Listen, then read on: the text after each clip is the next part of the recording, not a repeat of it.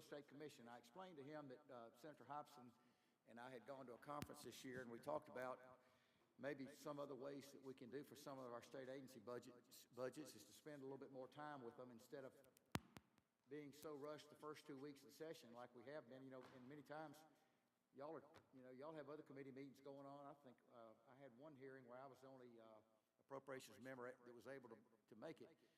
So we have the Appraisal Licensure Board, and we have the Real Estate Commission. And one of the things we want to hear from is an update from Mr. Prater on needs that he might have and things that we could be reactionary to before January comes, when the budget, and certainly before we get the final budget.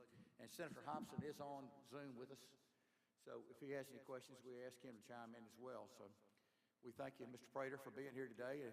I know last year I believe you bought a new car.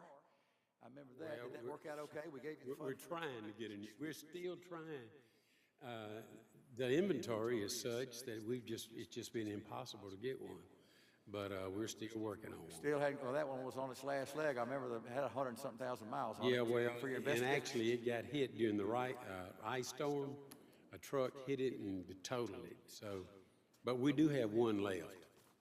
Yeah, so we're using just one, but we're going to get one before the end of this fiscal year. Okay. And I failed to introduce the members of the committee, Senator Wiggins and Senator McCon. Good to see y'all. So if you would just tell us, maybe give us a history of what kind of successful year you had last year, and as far as income and expenses and money that's in your savings account right now. Okay. Thank you. As all of you know, there are two entities, both the Real Estate Commission and the Appraisal Board.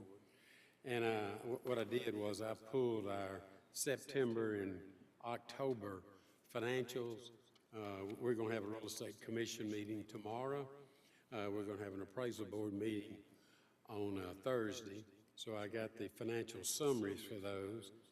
And as of the end of as of October 31st, the Real Estate Commission had a balance in the state treasury of $3,812,415, and with 33.33% of the fiscal year complete at the end of October, we had spent 21.9% of the funds that were allotted to us by the legislature last year.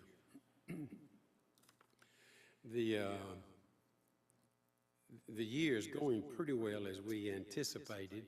Whenever we had our budget hearing last year, I mentioned to you that we were starting to do some continuing education around the state. We have one of those meetings scheduled for the Delta on Wednesday in Greenwood. We've already done two of them. We did one on the Gulf Coast. We've done one in South Haven. They were well attended. We had a total of about 650 people, 650 licensees at those two meetings. And this one tomorrow won't have quite as many as what we would like to have. We're wanting to get about 100 or so licensees. We sent out 1,200 emails, just a blast from Warren County all the way across the state and up to Tunica County, all the way across the state for Greenwood. And so far we've only got 53. We had like 1,200 emails we sent out to licensees. We've had 53 respond and register for the class. I don't know if it was close to Thanksgiving or it's just a year when we don't have the majority of our people who do, in fact, have to have CE this year. Would you review the requirements for that for the members of the committee? 16 classroom hours, and a classroom hour is a 50 minutes out of the hour. We have 8 hours, which is mandatory, where all licensees to renew their license have to take 4 hours of agency relationships, 2 hours of contracts, 2 hours of license law, and then they get to choose 8 hours of anything they want to take. And they have a 2-year period in which to take it. And our goal is to try to furnish enough CE classes around the state so that if someone wanted to, they would be able to take all their CE free during a 2-year renewal cycle.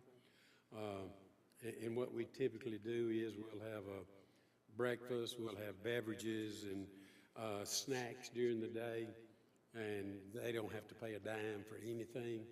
And if we rent a facility like in Greenwood, Wednesday, we're going to be at the Episcopal. The Episcopal Church has a large hall there. We'll be renting it. When we were in both on the coast and in North Mississippi, we used the Realtor buildings there, and it allows us a good bit of flexibility and time. We'll do them most of the time 16 hours over a 2-day period when we do them. That way, if somebody wanted to just take 2 days out of the 2 years, they could come, they could get all their requirements. They're done at that particular point in time. You're eating that cost if you have to rent a facility like in Greenwood? Every bit of it, yes. They don't have to pay a dime. Thank you. And if you recall, last January when we met, I told you that obviously it's not you don't have to be a rocket scientist to know that if we've got $3.8 million, that we're trying to give back as much as we possibly can to the licensees. We have also cut fees, and the fees that the real estate commissioners voted to cut began in July 1st of this year, and we're projected to decrease the revenue that we'll have coming in by about $500,000 every 2 years, roughly between $250,000 and $300,000 per year. It might not sound like a lot, but it's a pretty substantial sum of money, and it goes to every one of the licensees. We no longer charge to activate licenses, place licenses inactive. We do not charge for changes of addresses. New brokers are able to transfer from one brokerage firm to another. Practically anything that they do in their day-to-day operations, other than the renewal fees, we've pretty much zeroed all of them out so they can do it gratuitously. And it won't have a major effect this year, but next year it'll kick in pretty dramatically, I think. What is the licensure renewal fee? For a salesperson, it's $120. For a broker, it's $150, and that's once every 2 years. And their biggest fees are going to be for, other than the renewal, is going to be for continuing education. If they do it through a private provider, they charge anywhere from $25 to $50 for a session, which is 2 hours in length. So their continuing education in a 2-year renewal cycle could easily cost them $350 to $500, which will save them that much. In addition, plus any changes they may have, we don't charge for that any longer. And as far as our budget that I submitted this time, it was 4.02% greater than the budget that you approved last semester. I'm sorry. Old college days. Last session, and really the only change, and it was only one change, that was in salaries, wages, and fringe benefits. The budget that we did submit, it was a 9.12% change, and that was the only change because, quite candidly, we have more than enough money, and you allotted us more than enough money for the year, and we have no problems with any of it on the real estate commission side. What is the number of licensees? Right now we have 13,717, I think, as of this morning, and we have 572 who are in the queue between an application and a license being issued. So And that 13.7 is both broker and license and salesperson. Yeah, that's sales people and brokers, active and inactive. That's a lot of people. Yeah, but the most we've ever had was in 2007, right before the recession. We had 15,427 at that time. And during the recession, during the recession, we lost all the way down to 11,000. That's one of my real estate commissioners from Vicksburg called it. But we did lose down to about 11,000. Now, we'll be over 14,000, I suspect, by the end of January. Thank you.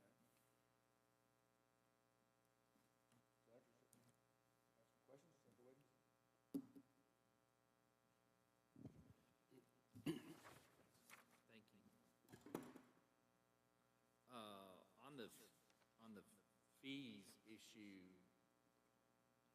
I know you said y'all are planning on a $500,000 step down, but there's a balance, it looks like to me, a balance of approximately 3.5 million. Well, actually, as of last week, it was 3.8 million. Okay, 3.8 million, which seems to be a lot. Do you have a number, a monetary number, or a line item that what it costs to administer the licensing program in that? So my point is, if it, when you factor it in, if it takes, if it takes $500,000 to run the whole program, then why are we waiting to give that money back? Well, the real estate commissioners were given a number of possibilities. One of them was doing away with the fee for criminal history background checks, which is $50 per licensee every 2 years. That would have taken out with, let's just say 14,000. If we'd had 14,000 licensees over a 2-year period, then $50 per, that would be $700,000. That was one of the things that was on the table. We had the change in the fees for all the transfers and all, which was about $500,000. And then, of course, they do have the option of changing the amount of the renewal fee. Now, they did change the amount of the renewal fee several years ago. They lowered the fee for brokers from $150 to $135. They lowered the fee for our salespeople from $120 to $110. And when they did that, that lowered the amount of the income or revenue that was coming in by about right at $500,000. So those were the three things that they did ask me to give them figures on to look at, which I did do. And at that time, my recommendation was not only the one that they did, but to also do away with the background check fee, which would have lowered it over a 2-year period by about $1,001,000 to $1,200,000. And they decided they were going to wait until the first of the year and revisit the other two. Now, they may... What are they waiting on? I think they were afraid that whatever they did, it would have such a big hit that it might diminish the amount of the number of dollars in the state treasury. I explained to them that as much as we had in the state treasury right now, we've got just slightly over 2 years of operating funds if we did not receive any more revenue, and that I didn't think that was a problem, but they just didn't see it that way. And I think that's a good explanation, or a good advice to them, I guess. But have they been told that legally and constitutionally we could take that money and appropriate that starting January, and then they wouldn't have anything? I did remind them that you've already done that. You have already done that to $1.4 million since I've been the administrator, right? And with no chance to ever get it back.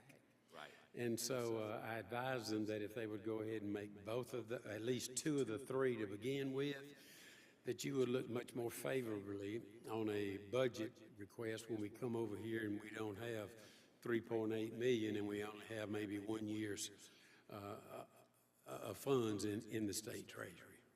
So, do you think that we could have a plan come January, when we meet at the session? I assume, Mr. Chairman, we may have another budget meeting, but, Yeah, I'd like to have a follow-up, it'd be a quick one during the session, maybe with an idea of some, once he, of course, has to get with his commissioners. And once you take some of this under advisement and maybe come back with some ideas, because I remember was that Jack Gordon that grabbed all that money? Have you been there that long? I've been here 20 years, and I remember in the early 2000s, the real estate wasn't the only agency he grabbed. No, I got 400,000 from the appraisal board too, which we haven't talked about yet. It is a real possibility. Yeah. That much money sitting around in a bank account. And there have been two other times that special fund agencies, some of their money was taken, but we were excluded both of those times. Yes, sir. Senator Hickman, do you have any questions? And then I'll get to Senator Scott after you. Just one real quick question. I think you said it was a 4.02 increase in what you're requesting this time. Yes. And I think I saw here you're doing a 10% raise on salaries and.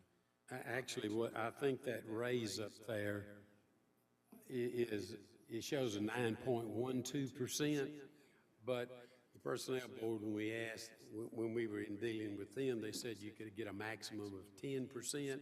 So actually, all that is a 10% across the board increase, which whenever everything else came into perspectives with the fringes and all, it amounted to a gross of 4.02.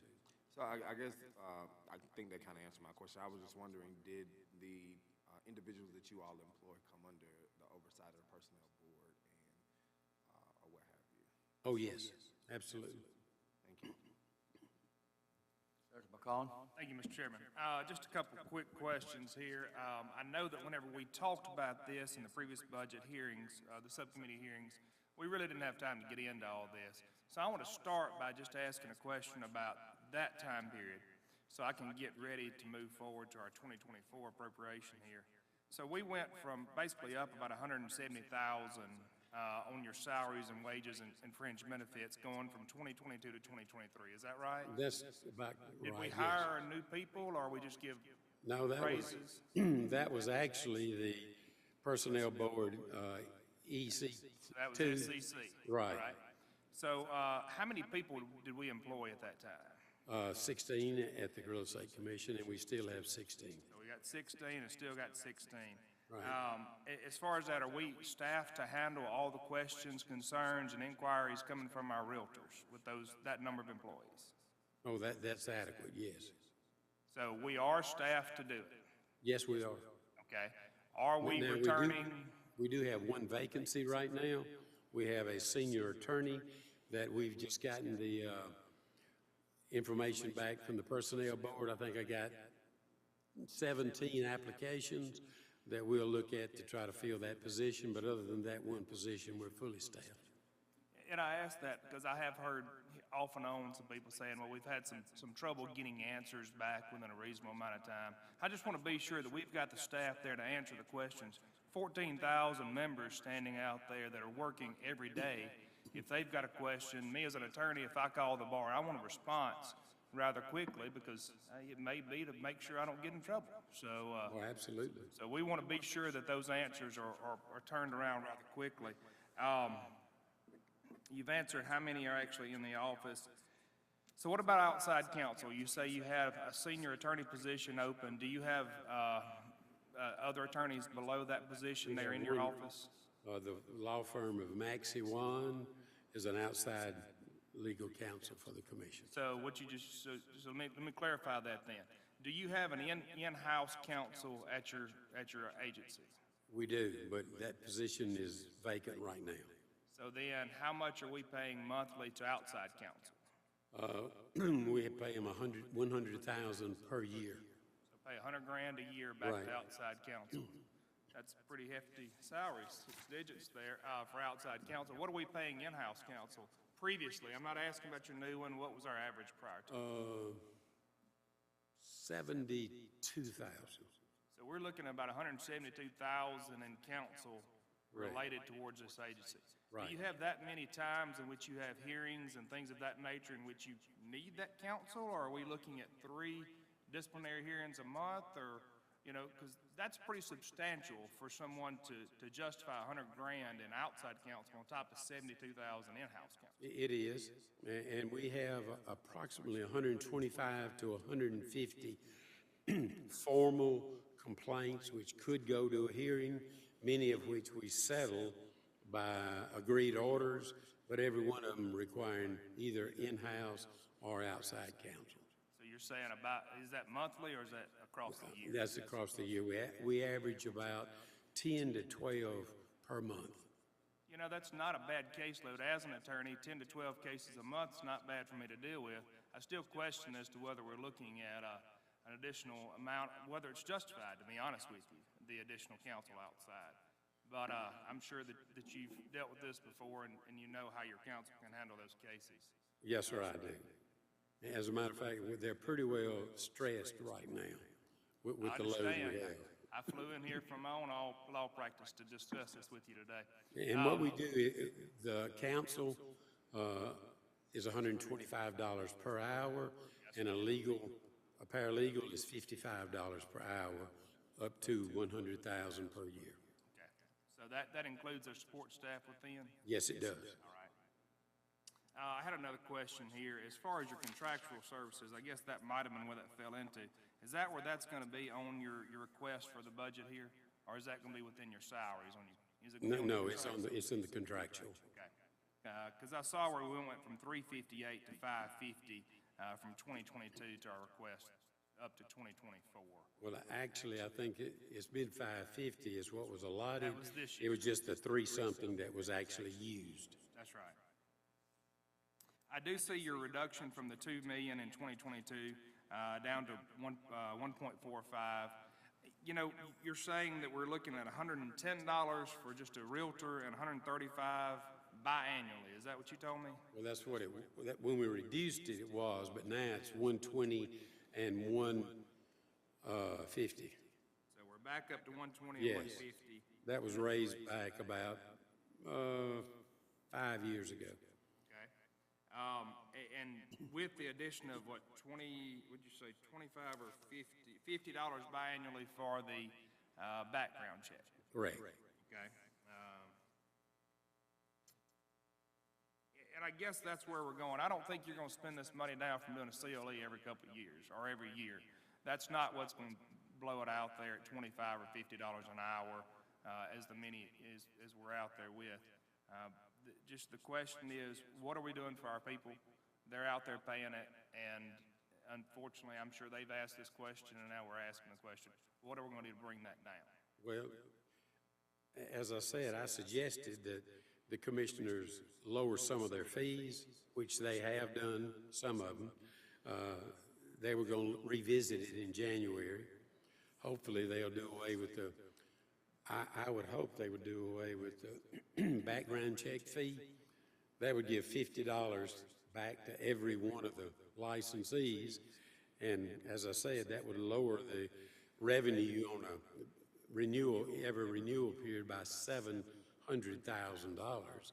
And I think that's a fairly substantial amount of money. Plus, we're doing the continuing education, and we'll do enough continuing education. Typically, we do 6 to 8 courses per year, and that's just about enough to get everybody in, and we do them all over the state. 200 to 500 is our typical number of attendees every time we do one of them. Moving just a little more strategic planning for the future. I do closings, and everybody knows that. And we're preparing for a flattening, if not downturn, of the closing market with the inflation and the continued interest rates going up. What expected impact do you see coming if that happens? Do you think you're going to see a reduction from your 14,000 back down to less membership, or do you foresee, and have you taken that into account? Oh, yeah, we have taken that into account. The last time in 2000, beginning in 2008, as I said, we went from 15,427 down to 11,000, which is basically about a 30% plus decrease. I don't think it'll be that substantial this time. We have not seen any change so far. The 572 that we currently have that are in the queue to become licensed right now, that's as many as we've had in the last 2 years. There's always a lag period there, quite obviously. There's some people that feel like all you have to do is get you a license and you become instant wealthy. As Senator Michelle can tell you, that is a concept that a lot of people envision because of cars that they might see folks drive or whatever. I do anticipate that we're going to see a leveling off. I don't know that it'll be much of a decrease this time. I did notice this morning that housing in 2021, new houses, there were 13,500 of them sold. In 2021, in 2022, it's dropped to 6 million. They're projecting 5 million for next year.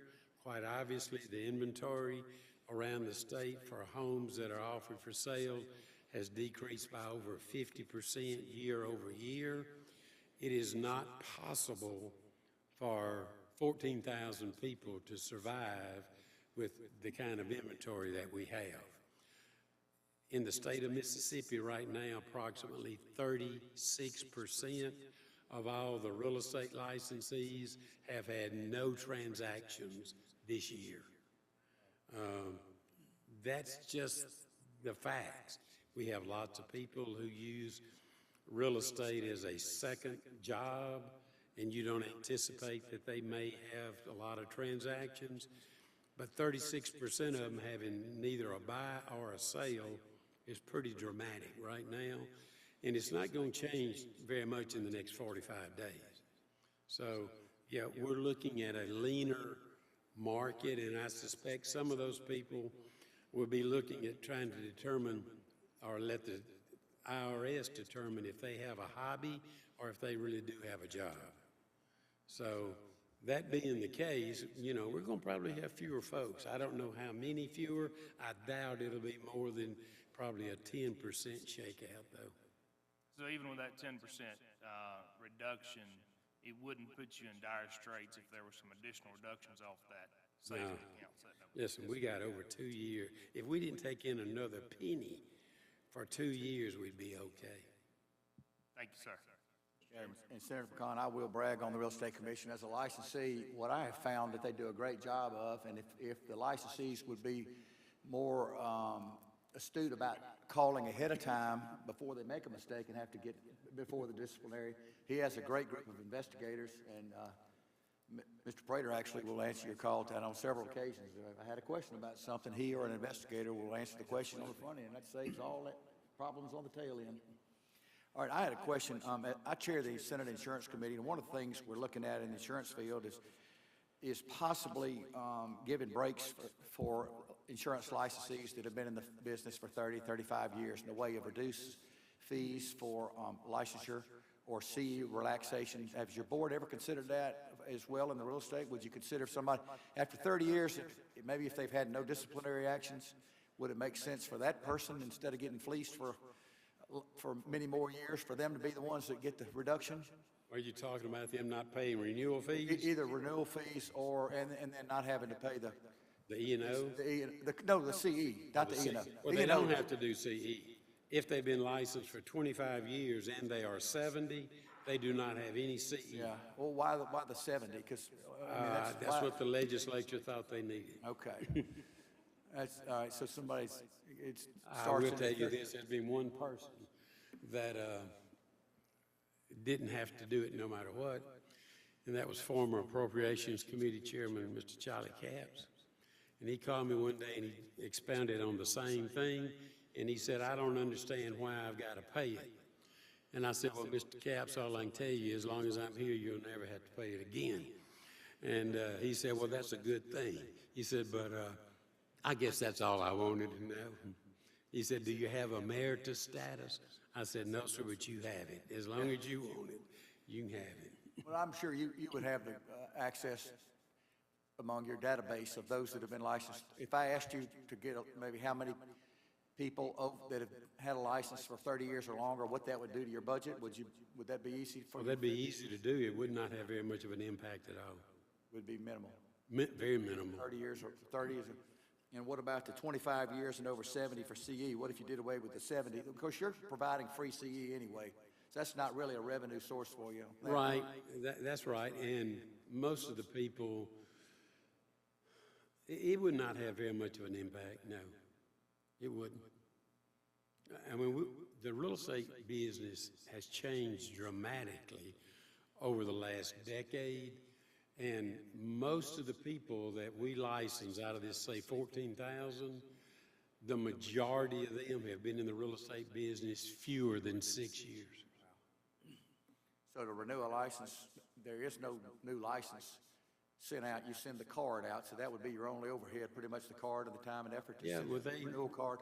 They go online, they can print all that stuff. So it doesn't cost you anything. So No, and that was one, there is one thing that would save an awful lot of money to the Real Estate Commission. By state statute, if they don't pay the renewal on time, we have to send them a certified letter, giving them 60 days, and that cost us $7. Like in December of last year, we had over 1,000 people in that 1 month. Just the postage for sending out those certified letters that month was over $7,000. In a renewal cycle, we'll spend roughly $25,000 to $30,000 just sending out certified letters to people that don't renew on time. We don't feel like that's bad because when they renew late, there's a 100% penalty. So we're still ahead of the game, but it just seems like a ridiculous use of money. Seriously, it does. I do have one to go back on the council. Yes, sir. If we're going to continue with outside counsel, and I apologize for staying on this, it's just going to be my nature. I like agencies to utilize AG attorneys if they're available.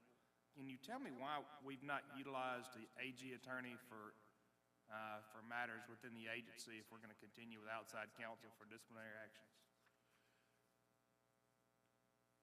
The firm that we have now, Maxi One, has been the outside counsel for the Real Estate Commission for a little over 30 years.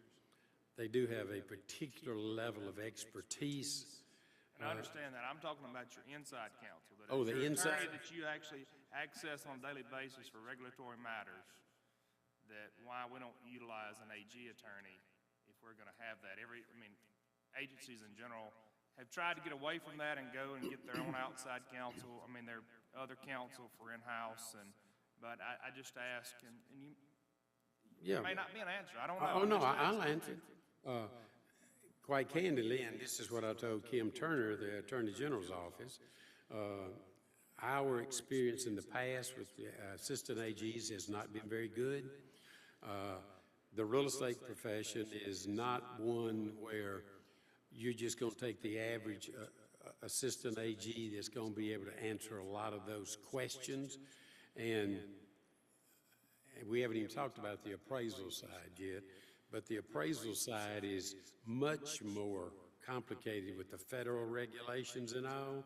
And to be quite candid with you, the senior attorney that we did have before they retired handled both the appraisal board and the real estate commission, and it was somebody that was right there.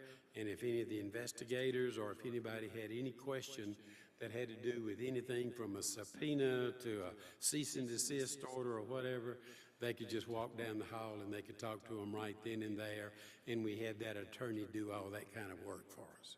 Well, and that's a good leeway into your appraisal, so let me just ask you, that salary, was it divided between your appraisal and your real estate commission? No, it was not. It was shouldered strictly by the commission.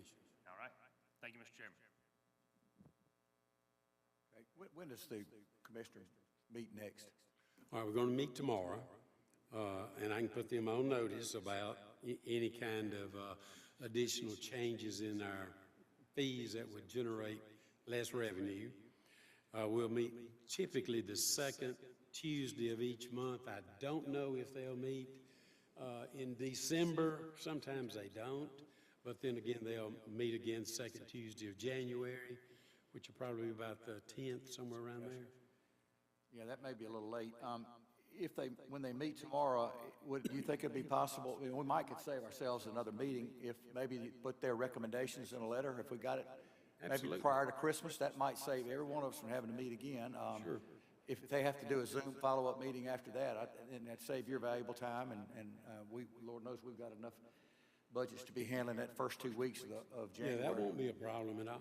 Okay, and under that, whatever recommendations they have, would you please figure out the dollar amount of what the 30 and over cost would be, or expense for a licensee who's been licensed for 30 years or longer, if they got to renew their license without having to pay a fee, put that in there as well, and then we're going to let you choose among the alternatives that you said, but please keep in mind, if there's still a whole bunch of money in there, Oh, I Chairman's understand. tough.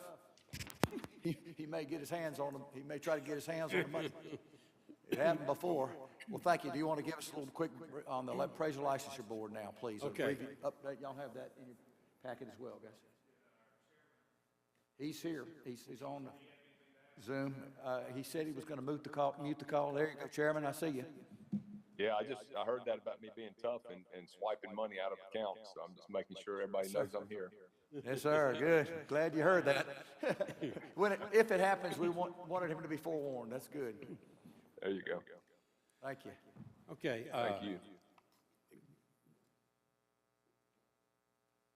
I wasn't really sure exactly what it was that we were going to be doing today, but I kind of thought that it was going to be more appraisal board oriented than the real estate commission, and the reason is because the real estate appraisal board 2 months ago voted to seek a statutory change that would allow them to be a standalone agency.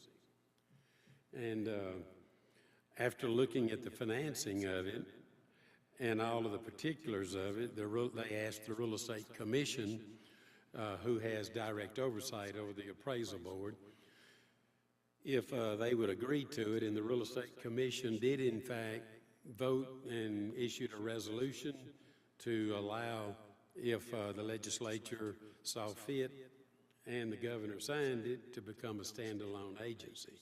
And as you can well imagine, that would change the whole dynamics of what we have right now as it applies to the appraisal board.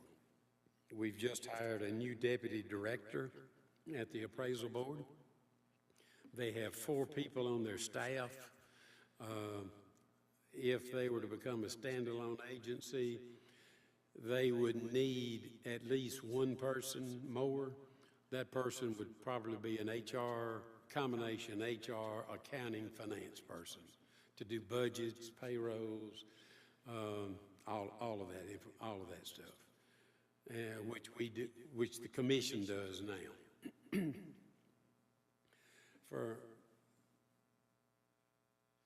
For you folks that do not understand why the appraisal board is under the commission, is because whenever it was created back in 1990, they had no money. There were no appraisers because you had to have a real estate license to be an appraiser. But when the Federal Financial Institutions Reform and Recovery Act was passed in 1989 by the U.S. government, it became necessary for all states to have independent appraisal boards. That took effect in 1990. So the legislation was that the state was not flush with money, and the only place they could find to put it was under the Real Estate Commission, because the Real Estate Commission at that time, very much like right now, we had the money. So the appraisal board was put under the commission, but the federal regulations are not such that they allow the commission to make the decisions for the appraisal board. Consequently, in the state statute, there are provisions that say the commission powers are, and there are about 12 or 13 of them listed. And then it says the appraisal board powers are, and it lists another 12 or 13.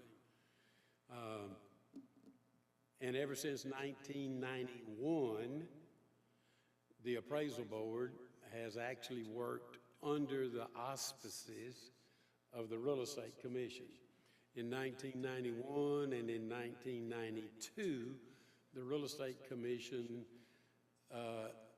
furnished seed money to the tune of about $250,000 a year for the appraisal board. And it just so happened that Governor Finch appointed me to the appraisal board back in 1992. And I served on that board for 6 years. And then when I left the appraisal board, I became the administrator of the Real Estate Commission in '98. But the appraisal board has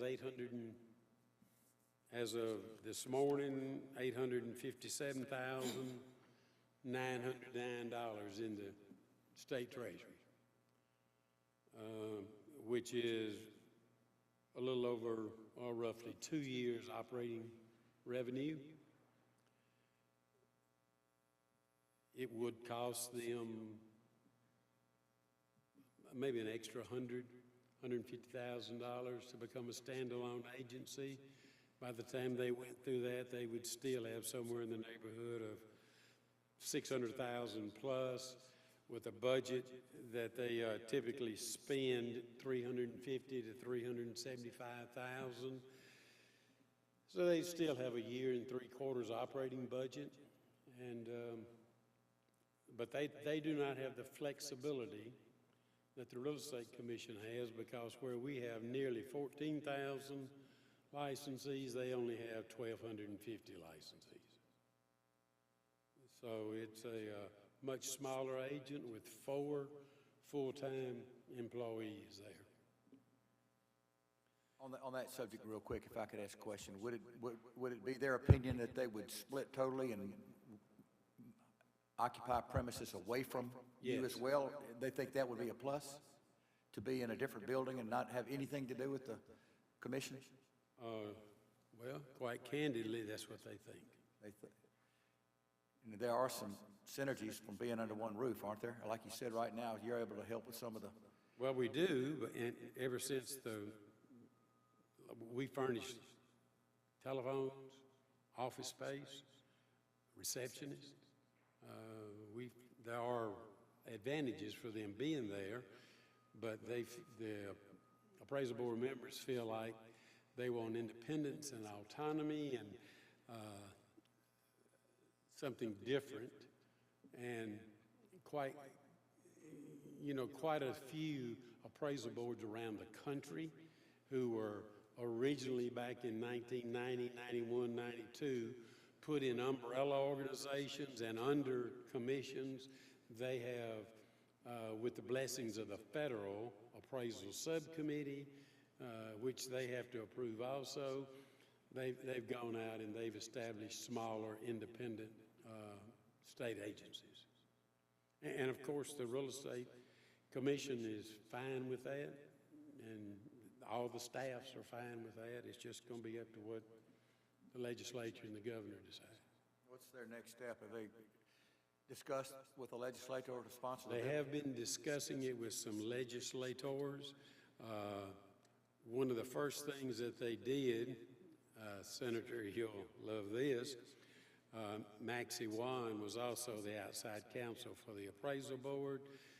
Their contract was up to a maximum of $75,000 per year, and the appraisal board felt like if they became autonomous, they didn't need the Real Estate Commission and the Real Estate Appraisal Board being represented by the same council. So they ended that contract with 30 days notice, and now they use Well, they're going to use a Attorney General's office for that. Now, we did use the Attorney General's office for quite some period of time before, but about 7 years ago, we asked for the legislature to change the state statute so that we were able to hire outside counsel because it just got so intricate and the federal guidelines were such that we couldn't have just anybody coming over from the AG's office to do hearings, and we were using the AG's office for the administrative law judge and for prosecution, and it just was not working out well at all. And General Hood had a pretty good bit of turnover in his office at that particular point in time, so it turned out that it was good for the appraisal board and good for the commission too at the same time. But that change has already been made. Assistant Attorney General Kim Turner, who's in charge of all the assistant AGs assigned to the agencies, she met with the appraisal board last month. She's going to be the counsel from the AG's office to meet with them on Thursday, and she's going to bring another assistant AG with her that'll start sitting in on all the meetings. So that part is already changed. Several of the appraisal board members have met with legislators. I've not been part of that meeting, but they have been enthusiastic about the reception that they've gotten. And at this point, I'm just, since they obviously, unless something was passed for an immediate change, they would typically change in July, and this budget that was submitted for fiscal 2024 would be the one that they would have to go under, unless if there's some changes and make them a standalone, there would have to be some tweaking of that budget, increasing it somewhat, but not dramatically, I would not think.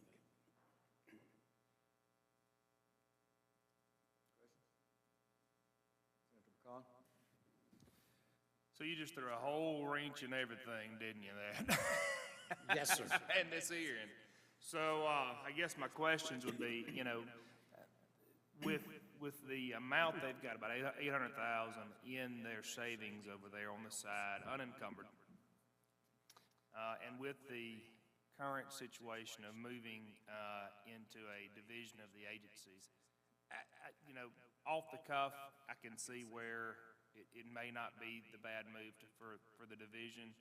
I don't know, I haven't talked to any of the realtors or the appraisers that I know and asked their opinions, but I would at least think that we would be looking at an increase in the budget because 4 people on staff, an executive director of that agency is probably going to want to be paid more than 4 people divided by 200,000 on your salaries, more than 50 grand a year to go and run an agency with 1,200 people. Now, that said, as a good conservative, we don't like creating more kingdoms in state government. So I'm not going to sit here and say which way we're headed with this, but I am concerned as to where we're headed with our amount of fees.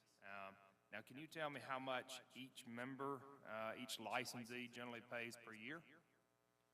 They renew their license every 2 years, $375 every 2 years. So $375 every 2 years. Yes. Surplus generally has continued to grow over the years, and that's why we're at the 800,000. Is there any discussion, and let's just base it off the current situation we've got, no splits or anything like that, is there discussion as to reduction of any of those fees, or are we looking at staying as we are? They have not discussed reducing any of those fees. Is there any discussion about CLE, giving CLE to these licensees as well, just like they've talked about in the Real Estate Commission?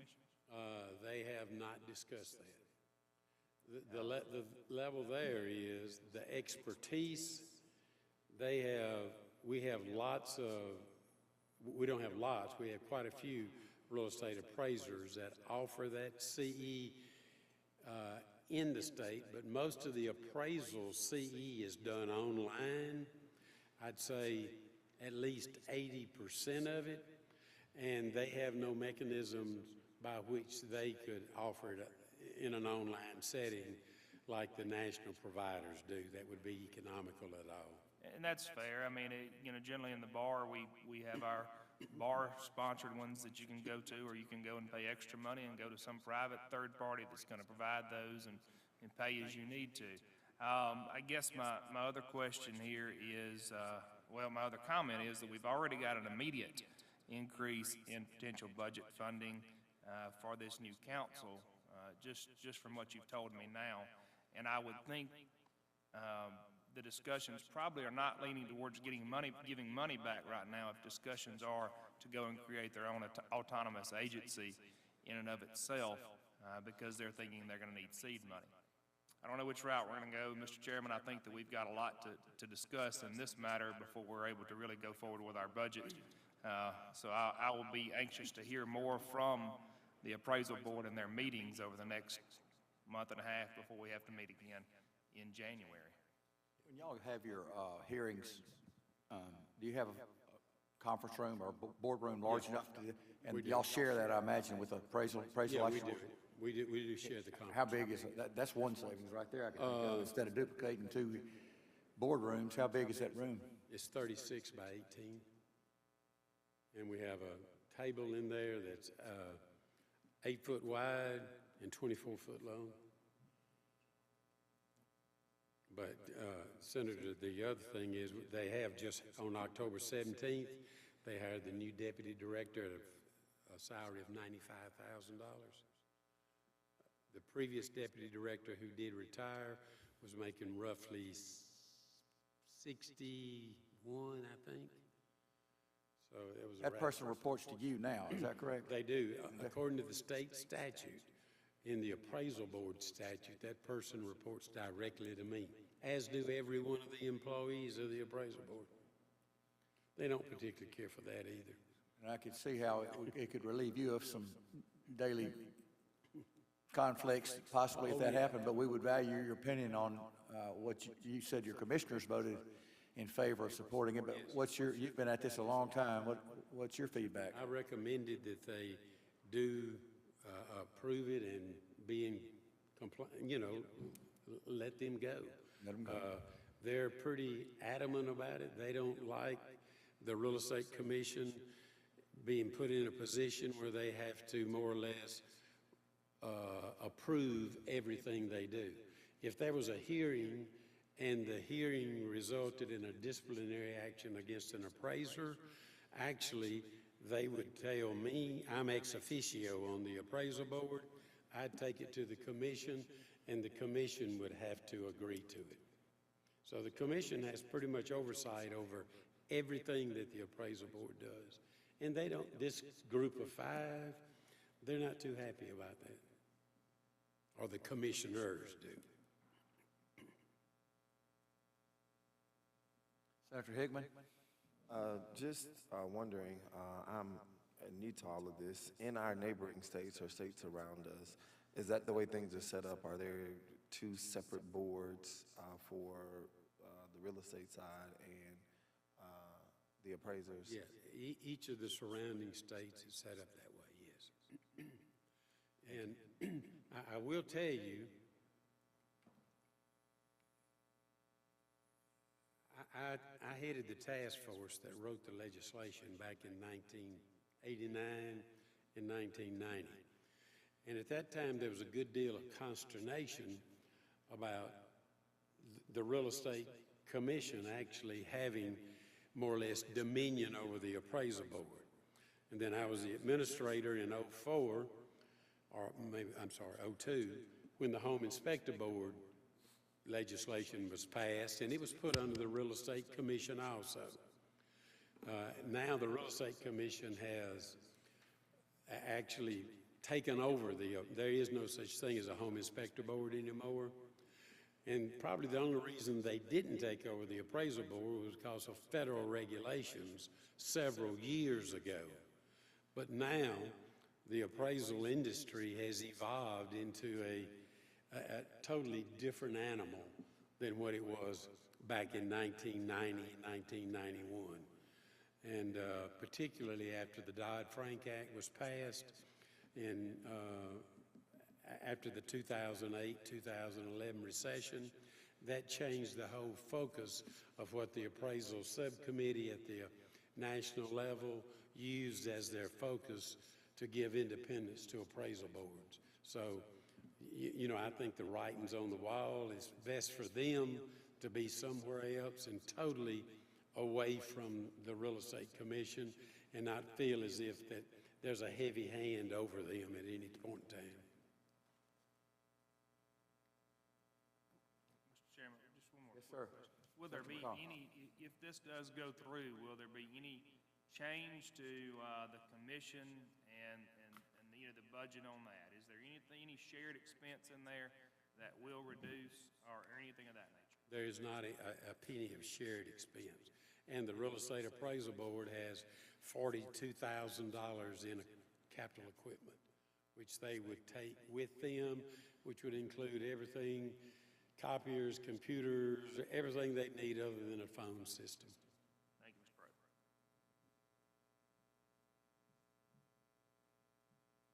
Nobody else? Any questions? I think this has been very informative. I can promise you, I don't think we would have had this much time if we did it in January. I doubt it. Wouldn't have gotten the great detail from all your knowledge. You certainly did an excellent job. Thank you Thank you. for telling us the whole story. Thank you Mr. very Prater. much. And Mr. Prater is a retired appraiser too, so you would think he does have an affinity for that group. Well, I have a daughter, a stepson, a son-in-law, and my son, and an ex-wife who are appraisers too. And he was an MAI. He was one of the best in the state when he hung it up. Well, thank you so much for being with us Thank you. today. I appreciate your time. Members of the committee, if y'all would hang around for 2 minutes, I want to talk just off the record about our DOR hearing coming up in a week. And I will get that information. Would you like for me to send it to both you and Senator Hobson? Please, and I'll make sure that all the committee members, subcommittee get Okay. a copy of it. That'd That'd be be wonderful. great. Prior to Christmas, if you could, please. Thank you. I'll have it to you by the end of the month. Thank you. Thank Thank you. you so much. All right, this meeting's adjourned.